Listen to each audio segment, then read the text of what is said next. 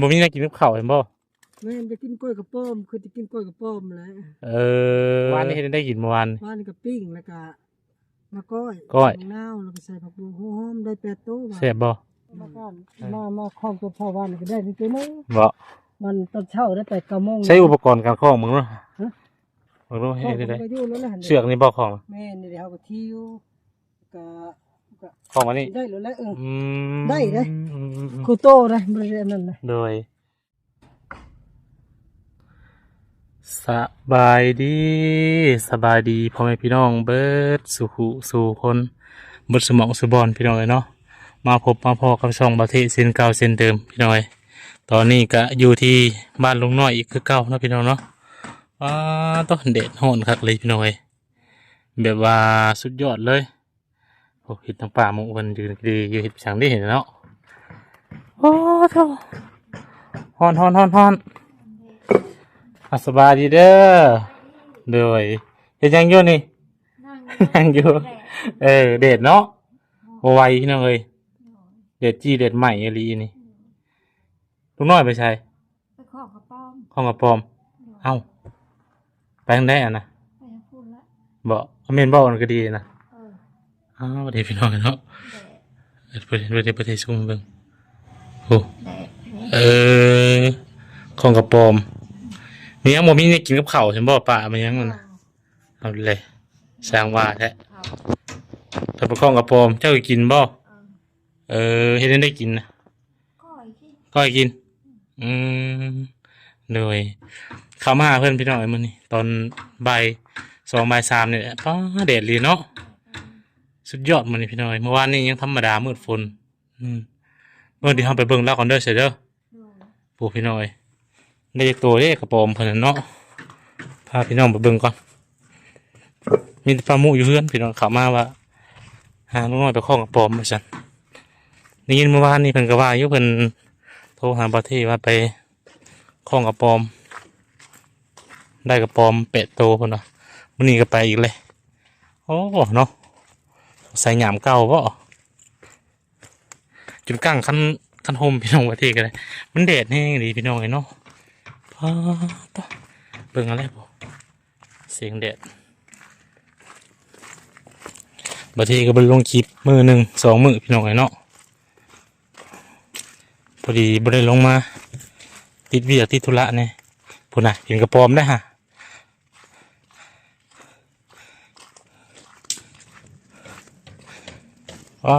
จิโจ้สบายดีเด้อโดยใช้ข่าวทางไหนนะบอกตัวของกระปอมบาทนี่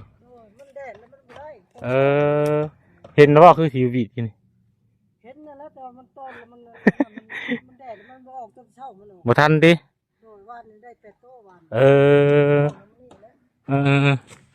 พอได้อยู่บ่ได้อยู่พอได้กินเนาะโตกิ้งกาแหละพี่น้องเนาะแต่ว่าอยู่ลาวเฮาเอิ้นว่ากระปอมต้นเช้ามันออกกับต้นแรกโดยมันเด็ดจ้าเนาะ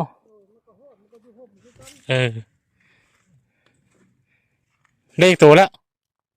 ได้แล้วบ่มีมันเด็ดบ่ได้สักตัวเป็นได้บ่มีอะไรกินกับข้าวเห็นบ่แม่จะกินกล้วยกระป้อมคือจะกินกล้วยกระป้อมแหละเมื่อวานนี้เห็นได้กินเมื่อวานกับปิ้งแล้วก็มาก้อยนาวแล้วก็ใส่ผักบุ้งหอมได้8 โต๊ะแซ่บบ่ออกมาเด็ดนะห่อนเลยพี่น้อยเราหาตามที่มั่วนั่นเนาะตกได้เอาดีได้แต่ปูได้เจ้ามื้อเช้านี่ก็เด็กน้อยได้3 โต๊ะเช้าช่วงซิมีอยู่พี่น้อยเราไปทางพูดลุงน้อยทางก่อไม้พายไม้ผิวช่วงซิมีแท้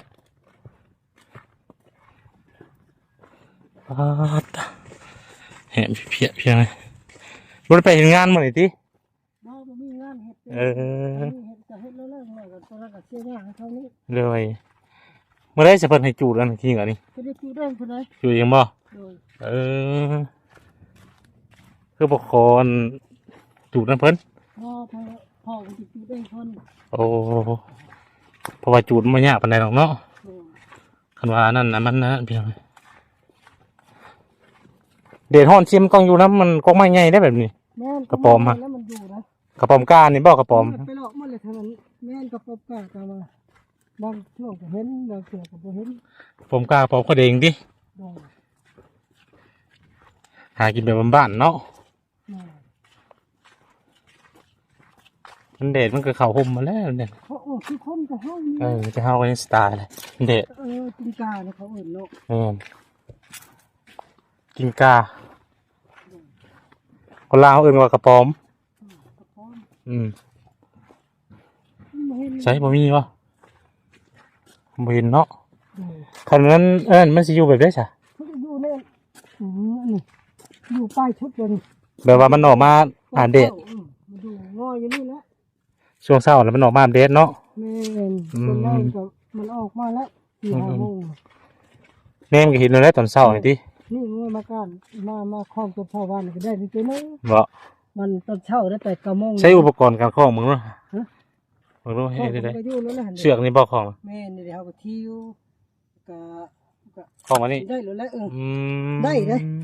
ครูโตนะบริเวณนั้นนะ โดยบ่มีพระเนาะ แม่น บ่มีบ่เหญ่แท้นี่ พ่อ บ่มีป้าเด็ดลีพี่น้อยไปมึงเอาไป อ่ะเด็ดลีพี่น้อยเนาะ เป็นไข่นะ แม่นเข้ามาหาเพิ่นตอนนี้พี่น้อย ตอนบ่าย3เลยยังเด็ดคือเก่าเด็ดลงมาหาเพิ่นก่อนว่าซั่นเห็นจะโทรหาบ่ซั่นนี่กะ เพราะว่าลูกค้าว่าเพิ่นจะซื้อเป็ดบ่แม่น นั่นแหละแต่ถ้ามันได้ยินเนาะ เวียดนาม มันจะขายเป็ดเลย โดย มันจะขายเป็ดมันเอาจากโตจักขอบุญเพิ่น โดยคือบ่ติดแต่กันลุงน้อย ไปจำพุทตั้งมันบ่ได้ แต่บ่ได้ก็มันยังบ่หลายเนาะ มันบ่ลาย พอแต่ได้ยินเสียงมันโอ้โธ่ แดด บ่ให้เว้าเด็ดนี่ฝนสิตกบ่เฮาว่ายันฝนสิตกอยู่นี่นะ แม่ บ่เกินมื้อมื้อนะ เพราะว่าเมื่อวานนี่บ่เมื่อวานเนาะ ก้อยว่านี่ป้าเจ้าก็บ่อยากกินน้อยนึงว่ามันข้าวอะ บ่เอามากินดิ กินน้อยเดียวแล้วมาคั่วมัน เอาจะ ก็กินบ่มื้อเช้า จะก้อยบ่ได้ก้อยสุกบ่ค่ะ ปิ้งเลยไง ก็ไปขั่วอีกซะ ปิ้งแล้วเนี่ยคั่วแล้วมัน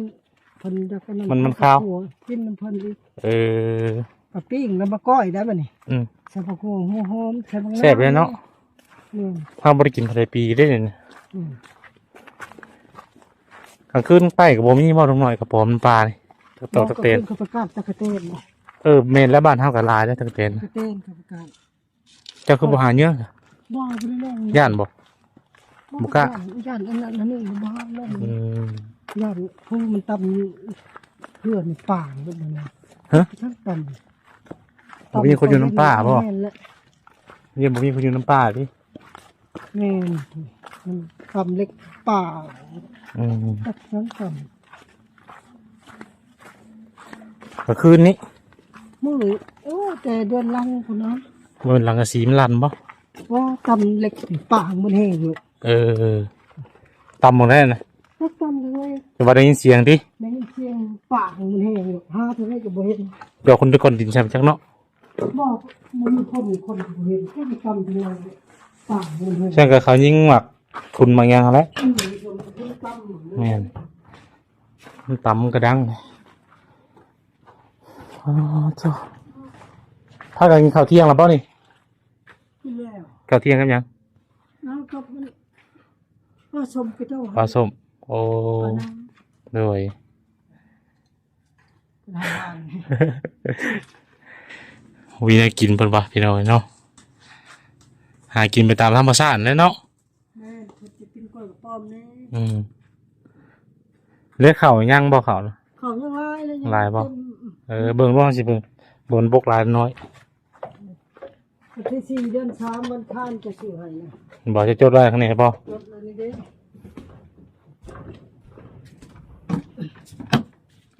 โอ้บ่เปลืองเนาะ บ่ ไป แล้ว กินได้อันนี้ กินมื้อละถ้วยได้ เอ มื้อละถ้วยนึงถ้วยอันนี้หั่นช่องมื้อจนได้หมด อืม ถ้วยอันนี้ เหลือซ้ำเก่า แม่น ตัว3-4 เดือนพุ่นบ่จ๊ะ รักแล้วเนาะ คันว่าเจ้าผู้เดียวนะ อืมกินบ่เปลืองนี่ดิมากันถึงได้ถ้วยเดียวกัน ใช่แต่ของปลาหมุกฮะ ข้าวเจ้าเพิ่นนี่แหละ ยังหลายบ่ของเรา เด้ยังหมูนี่ดิ โอ้ ยัง ยังหลายอยู่อุ้ยแมว เข้าถ้วยหนึ่งมา อืม ผู้นั้นให้ผู้นี้ให้แน่ ม เอาเขาเย็นนะ เหนื่อย เขาก็มาอุ่นเอามัน ระยะปีกเนาะ โดย ใครดอกบ่มีหมูมีหมาเกลือ นักเลี้ยงไก่นั่นแหละคือเลยก็ หนึ่งใกล้ แม่น อันนี้บ่เอาเงินนั่นเสียค่าจะเรียน แม่นมื้อนี้28เดือนบางหลังนี่ อ๋อเดือนนี้หลายน้องน้อย แม่น 55จะเห็นยังเป็นก็เรียกแฮะ จักแล้ว 55,000 บ่2เดือนน่ะมัน 2 เดือน มา น้ จา อก ง ไท ข้าง ยแม่นแล้ว 26นี่ก็26โต อืม มีแต่26เนาะ แม่น ตัวนี้34แพงใน ใกล้เดือนแล้วเขามาบ่ทันแล้วเป็น2เดือนเลย แม่น รายรวมกันมันโดย เสียกับไผค่าน้ำนี่แหละ เอ้าใช่ไหมพี่น้องเนาะ เขาก็บ่เปลืองก็ได้พอดี ใครดอก มันบ่หลายคนก็มีเป็ดมีไก่เป็นแห้งนั่นนะเกลืองปีกอันนี้มีแต่คนกินคำแบบเขาให้กะเฮากะฮะหน่อไม้น้อยใหญ่เลยตึงเลยต้องกลัวจะเนาะหมากใหญ่ดีคือให้ถือแทงหน่อยเขาให้เงินเจ้าแล้ว บ่แล้วพวกชุบบ่แล้วเขาจะมาเอาเองเขา เขาจองไว้ป่ะ ลายบ่ลุงลายแล้วไปเก้าวีบ่แล้วเขาว่าไปขายวี12 13ก็คนในบ้านนี่ กลัวเขาขายนะ แม่น คันว่าแบบถ้ามีเวียกมีงานคันว่ามันอันนั้นสิมาเอาเขาเจ้าบ่ขายให้เขาให้เพลงคนนี้อยู่ดอก มาเอาแล้วจะก็จองไว้ก่อนแล้วพอชื่อกินจังให้ป้าเจ้านี่ เมื่อวันแรกผมก่อนบัตรมันเกก่อน ก็แกมันก็อยู่ในแล้วก็หดน้ำของมือนั่นบ่เราบ่เปื่อยต้องกล้วย เดี๋ยวเขาสิว่าตัดหน้าอันเขา บ่แล้วเขาบ่ได้มาเห็นเขามาส่งให้บ่ได้ตัดหน้า เขาให้ไปส่งให้ด้วย ใครนี่เขาจะซื้อก็ซื้อ อืม นะว่าสิว่า ว่าในแรกบัตรมีเวียกมีงานอย่างสิมาเอา โดย เกก่อน พอได้ซื้อกินชื่อยาไปหมดกัน ด้วย20,000มันก็ถือพดจักวีฉันหัน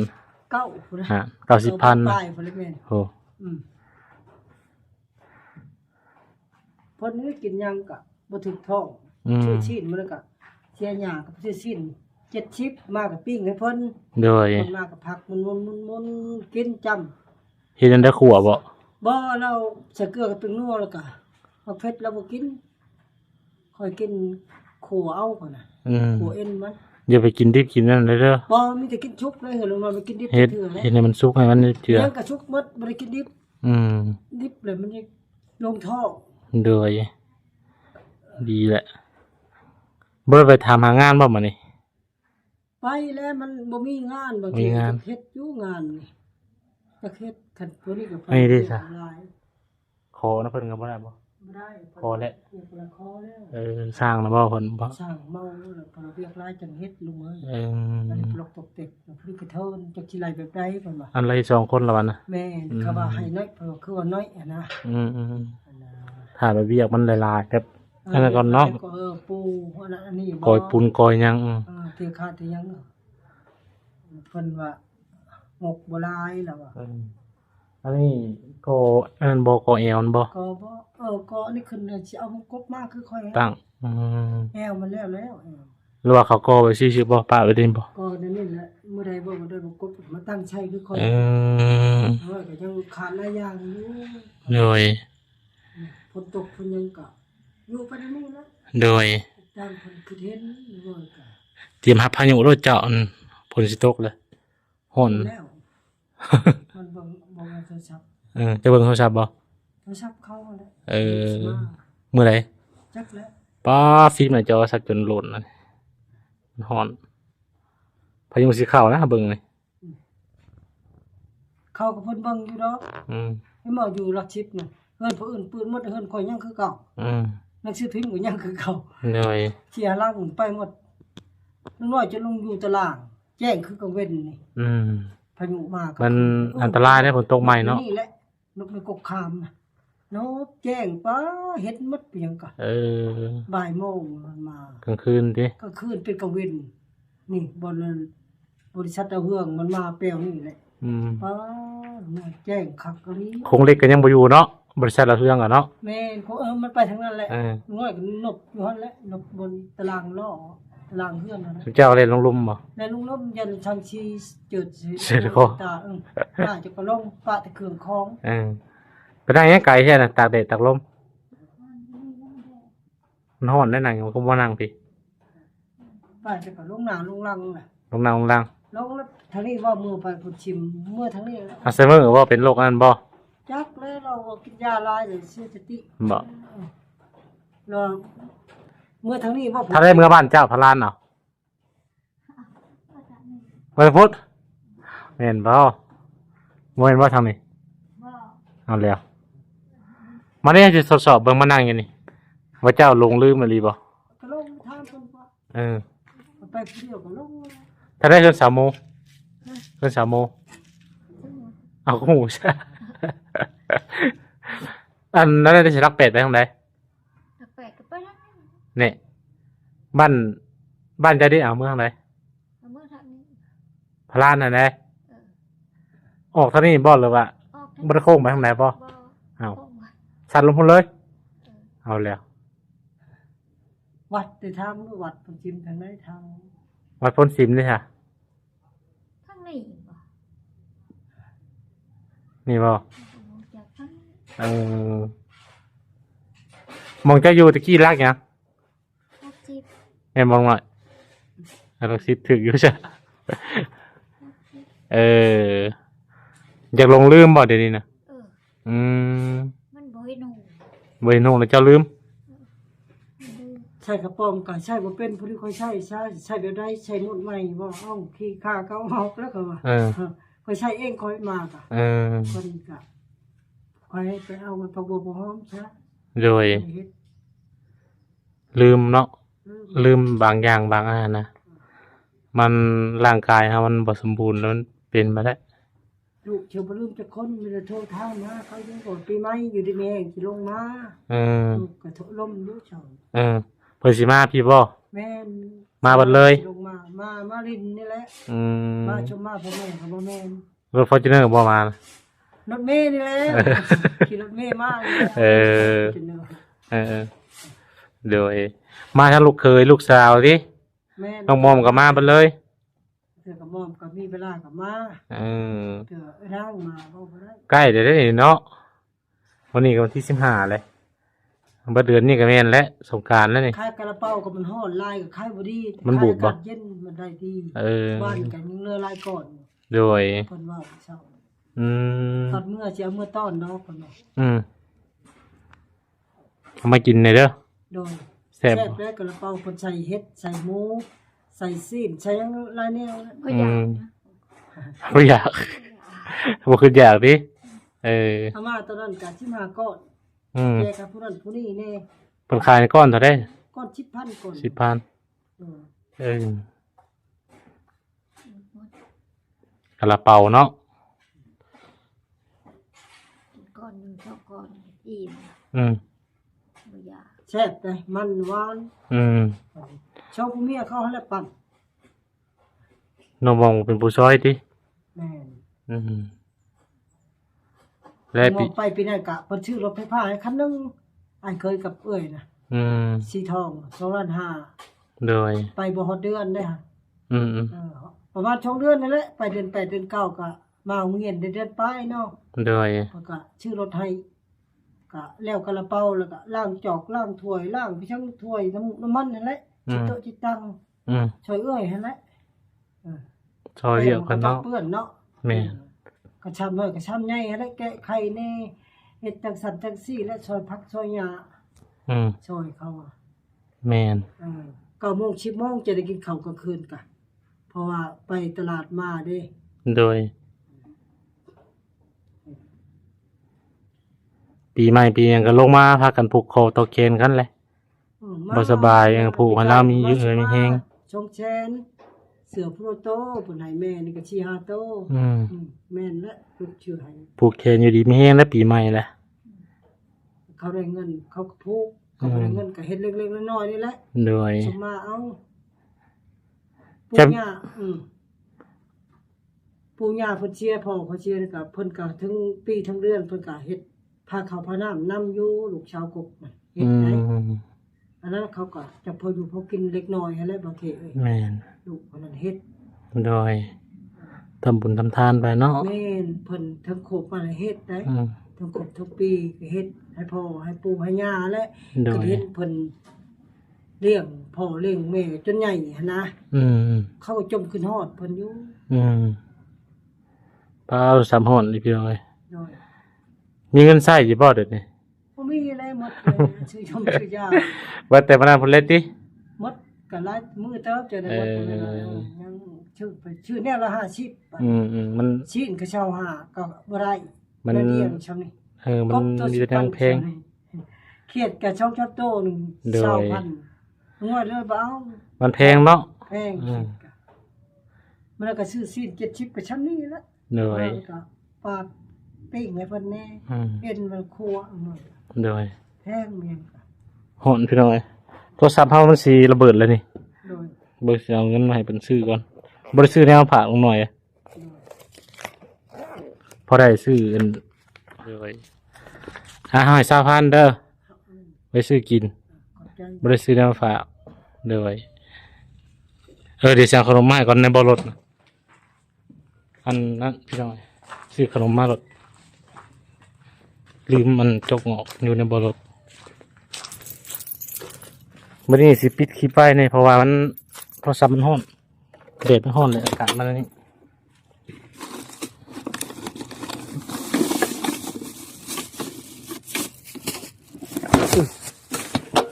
นี่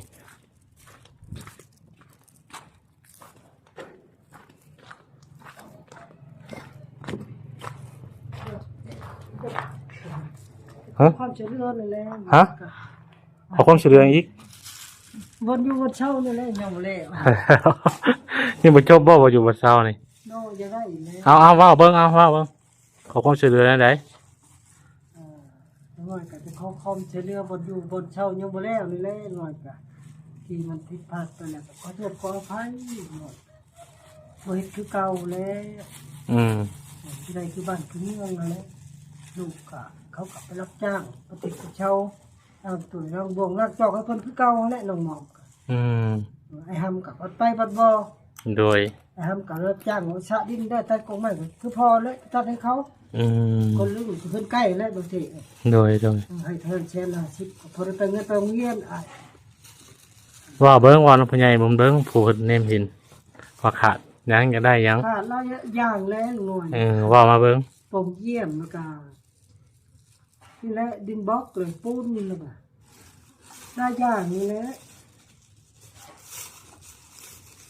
มัธยม พอได้บ่ หลายอย่าง เออ ขอความช่วยเหลือ โดย เอาเงิน ลุงน้อยผมขอความช่วยเหลือพี่น้องเอ้ยเนาะสำหรับผู้ใดที่อยากช่วยเหลือหรือว่าอยากสานฝันให้เพิ่นเป็นจริงก็สามารถ ได้ห้องหนึงก็อยู่บริติ นอนพอดีชนรีพลเนี่ยนะ โดย ในห้องหนึงเนาะก็อยู่ประเทศเอ้ย อืม บริติบริ ได้ห้องหนึงก็เอาบ่ แม่ บ่เรียกว่ายากขอแต่ว่าได้ห้องหนึง แม่พอดีอยู่มาเป็นหมายเป็นในเฮือนห้างอะนะ อืม เพราะว่าได้ห้องหนึงพอดีชนพล พอได้รบเลยรบฝน แม่ โดย บ่ได้ว่าขาดบังว่า ให้แล้ว หมดดอกกับเพิ่นจะเพิ่นซอย อืม ถ้าใจก็จะให้แล้วหมดพอแล้วได้ โดย เท่าไหร่ก็เอาได้ห้องหนึงก็อยู่ อืม ประเทศเอ้ยบริติบริทานเด้อของเพิ่น โดย ให้เด้ แม่น ว่าก็ยอมผิดยอมแม่นแล้วตีตัวไปแล้วก็ อืม บ่คิดแล้วนั่น และเปลี่ยนแปลงแล้วบัดนี้ โดย เก็บหอมสร้างสาวตัวใดมันนั่นก็ ลูกก็บอกคือทาง FC แหละ